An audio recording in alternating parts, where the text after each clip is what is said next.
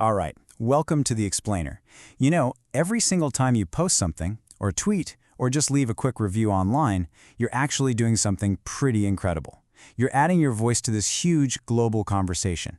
And today, we're going to dive into how all that digital chatter is being tapped in for something, well, something truly revolutionary. So, for years, you've known the deal, right? There's the corporate goal. Companies are analyzing every click, every like, all to figure out what you're going to buy next. But what if that exact same tech was used for something totally different? A civic goal. What if instead of trying to sell you a pair of shoes, it could help us build a better, smarter city? Now that's the core idea we're digging into in this Explainer. Okay, so how do you even begin to turn millions of, totally random online comments into something useful? Well, it all starts with a technology called sentiment analysis. So what is sentiment analysis, really? Well, at its heart, it's a super high-tech way to understand the feelings that are hidden inside all that text. Honestly, the best way to think about it is like a vibe check, but for an entire city or even a whole country. It's all about using computers to read between the lines and figure out how people actually feel about, well, just about anything. And it's really important to get this next part. This isn't just what some people call opinion mining, which is kind of basic. That just sorts things into good or bad. Sentiment analysis, it goes way deeper. It's designed to detect the actual emotion behind the words. We're talking happiness, anger, surprise, you name it. It's the difference between knowing someone likes a new park and knowing why they love it, or what specifically frustrates them about it. See the difference? It's huge. So how does it actually work? It's basically a four-step journey. First, you have to collect just massive amounts of public data from social media and all over the web. But here's the thing, that data is messy, full of slang, typos, emojis. So the second step, and this is a big one, is pre-processing. That's just a fancy way of saying you clean up the text to get to the real message. Only then can the algorithms jump in and do their thing, identifying if the feeling is positive, negative, or neutral. And that final step? That's where it all comes together. It's about turning all that raw analysis into real insights that a city planner or a leader can actually use. And the end result? It's something like this. You get this incredibly clear, data-driven picture of the public mood. You can see the exact breakdown of positive, negative, and neutral feelings. Oh, and check out that slice for ambivalent. That's for when people are feeling a bit of both, expressing positive and negative feelings in the same breath. Which, let's be real, is how most of us feel about complicated stuff, right? Okay, so this tech gives us a brand new, really powerful way to understand what the public is feeling. But to what end? I mean, what's the point? This isn't just some cool academic exercise. It's actually the engine driving a much, much bigger idea, the creation of what we call smart societies. So what does smart society even mean? Look, it's not about flying cars and robots doing our laundry. Not yet, anyway. It's actually much more practical. A smart society is one that uses technology with a very clear purpose: to make life better for its citizens, to boost the economy, and to make public services run a whole lot better. And this whole idea is built on 6 key pillars that researchers mapped out way back in 2007. It's a really complete vision, right? It covers everything from the economy and the environment to how we're governed and just our general quality of life. And this is where sentiment analysis becomes this amazing tool because it can give us crucial feedback for all of these pillars.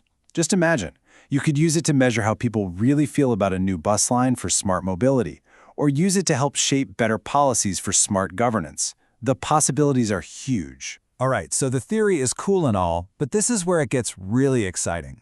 Let's look at how this technology is already being used out there, in the real world, to solve actual problems that affect all of us. First up, let's talk about something I think we can all relate to: traffic. We all complain about it, right? A lot of the time, we complain about it online. But what if all those frustrated posts could actually help fix the problem? Well, it's already happening. Researchers found that by analyzing all those real-time tweets and online reviews about traffic, city administrators can pinpoint exactly where the worst hotspots are and, more importantly, why there are delays. So get this, your frustrated tweet literally becomes a data point that helps create a better, smoother commute for everyone. How cool is that? Okay, let's look at another, maybe more surprising application. Do you think the general mood of a city, based on what people are saying online, could actually help predict where crime might happen? It sounds a little like science fiction, but researchers are finding some really surprising connections here. It turns out that by combining the sentiment of tweets from a specific neighborhood with other data like, say, the weather, they can build models that are getting pretty good at predicting crime incidents. And that's a huge shift, right? It's about using data to be proactive, to get ahead of problems, not just react to them after they happen. And what happens in a real crisis? When a disaster hits, clear and fast communication is literally everything. In a major emergency, like an earthquake, this technology can become a genuine lifeline. There are frameworks, like one called CrowdPulse, that analyze social media streams in real time. This helps first responders instantly understand where the damage is worst and what supplies people on the ground desperately need. It takes that chaotic flood of information and turns it into a clear, actionable map for the recovery effort. So, as you can see, the use of this tech is just growing like crazy. But as we look toward the future, it's also pretty clear that there are some really big challenges we're going to have to navigate. And when I say the growth has been explosive, I mean it.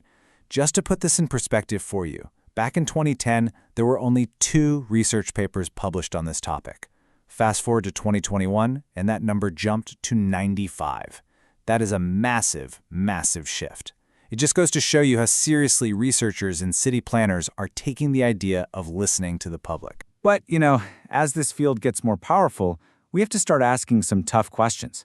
Because using all of this public data, well, it comes with a whole lot of responsibility. And really, it comes down to 3 key challenges for the future.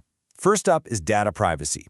How do we use all this data for the public good while fiercely protecting people's personal information? Second, there's data security. How do we lock this down and prevent these powerful tools from being used for malicious attacks? And third, there's the technical challenge. How do we keep building smarter and smarter algorithms that can make sense of all the messy, complex data coming from not just text, but photos and videos too? So let's end with this one thought.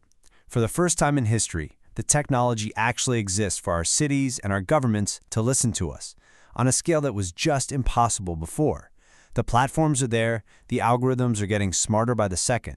So the final question really isn't about the tech anymore, it's for us. Our cities are learning to listen. What should we be telling them? What problems do we want them to focus on?